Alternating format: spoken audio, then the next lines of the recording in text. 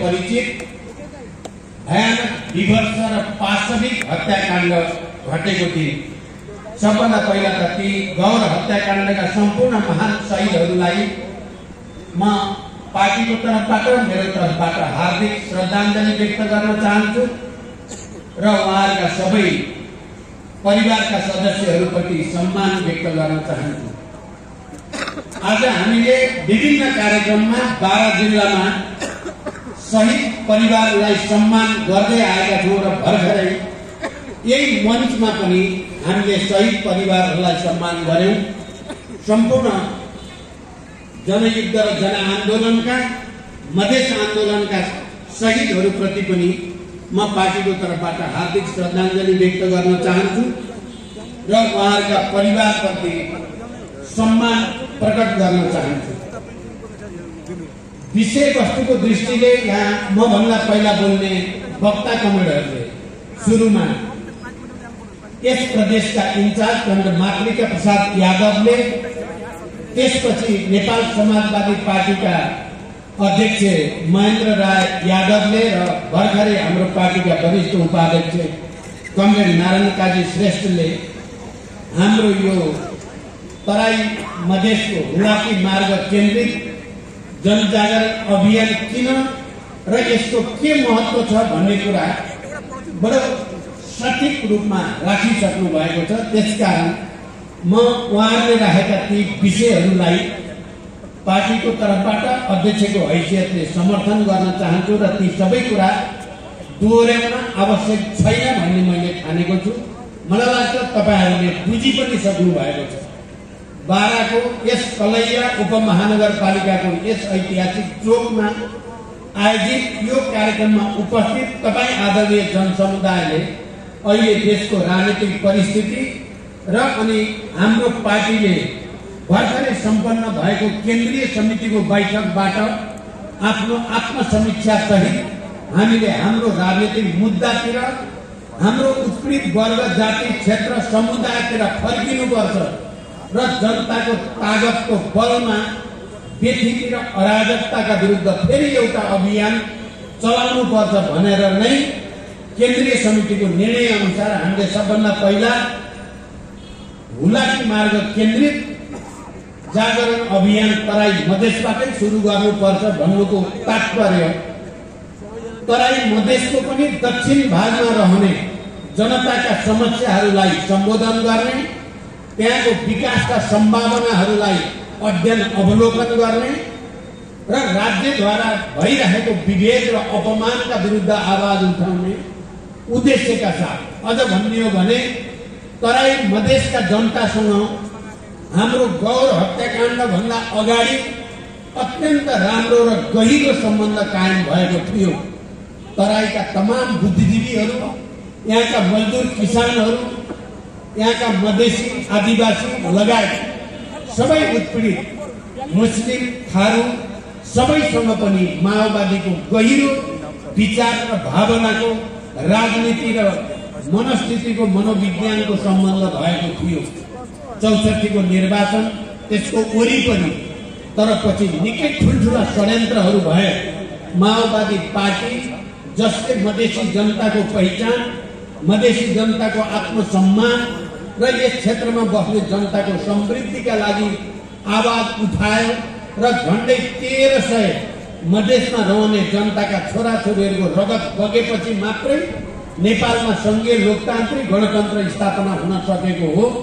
त्यो सम्बन्ध बिगार्नको लागि देशभित्रबाट, देश बाहिरबाट धेरै ठुल्ठुला षड्यन्त्र भए। म अहिले त्यसको व्याख्या गर्नतिर जान्न, किनकि त्यो सम्भव अहिले छैन, समय पनि हामीसँग छैन। त्यो सम्बन्धलाई पुनर्स्थापित गर्नु यो राष्ट्रको एकताको लागि, राष्ट्रको स्वाधीनता र भौगोलिक अखण्डताको लागि, देशमा राजनीतिक स्थिरता विकासका लागि, भ्रष्टाचारका विरुद्ध सफल अभियान सञ्चालनका लागि माओवादी र मधेसी जनताको बीचमा यहाँ रहने सबै उत्पीडित वर्ग, जाति, क्षेत्र, समुदायको जनतासँग फेरि गहिरो सम्बन्ध गाँस्न जरुरी छ भन्ने ठानेर नै हामीले यो अभियान हुलाकी मार्ग केन्द्रित अघि महेन्द्र राय यादवले यो बारे भनि नै सक्नु होला कि मार्ग कसरी अगाडि बढ्यो। उहाँले म पहिलो प्रधानमन्त्री हुँदा भन्नुभयो, म पहिलो हुँदा होइन, म दोस्रो पटक प्रधानमन्त्री हुँदा मैले भारत भ्रमणको बेलामा नरेन्द्र मोदीजीसँग प्रत्यक्ष कुरा गरेर खरो कुरा गरेर मात्रै फेरि यो हुलाकी मार्ग बढाउने प्रक्रिया चलेको र अहिले हुलाकी मार्ग निर्माण प्रक्रियाले प्रगति हासिल गर्दै गर्दा अझै पनि थुप्रै पुल पुलेसा बन्न बाँकी छ, अझै केही काम हुन बाँकी छ। त्यसलाई पनि एउटा वातावरण बनाउने उद्देश्यका साथ हामीले नेपालको इतिहासमा नै पहिलो पटक एउटा राजनीतिक दलको हैसियतले हुलाकी मार्ग केन्द्रित जागरण अभियान भनेर सुरु गरेका हौं। म मधेसमा रहेका सबै मजदुर किसानलाई, सबै मधेसी, मुस्लिम, थारू, आदिवासी लगायत सबै जनतालाई म हार्दिक धन्यवाद भन्न चाहन्छु। हामी झापाबाट सुरु भएको यो अभियानमा निकै ठुलो जागरुकता र उत्सुकताको साथ जनताको सहभागिता रहेको छ।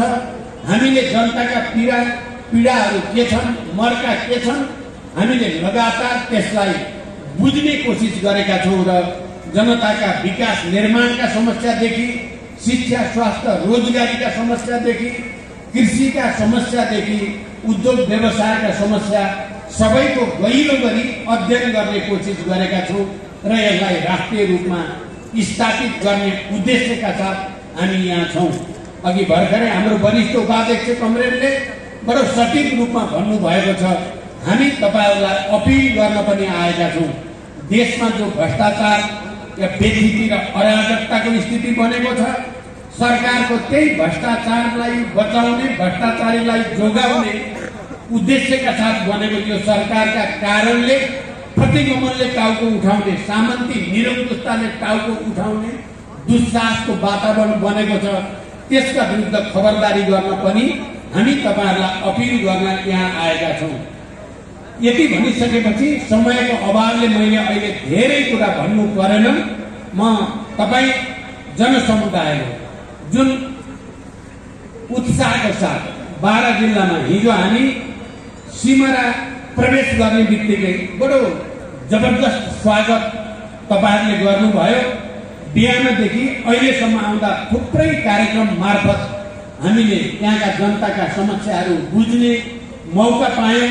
जनतासँग संवाद गर्ने, बुद्धिजीवीसँग संवाद गर्ने, नागरिक समाजसँग, शहीद परिवारसँग गर्ने मौका पायौं र यहाँका समस्याहरू बारे ठोस रूपमा के छन् भन्ने जानकारी पनि हामीलाई प्राप्त भयो।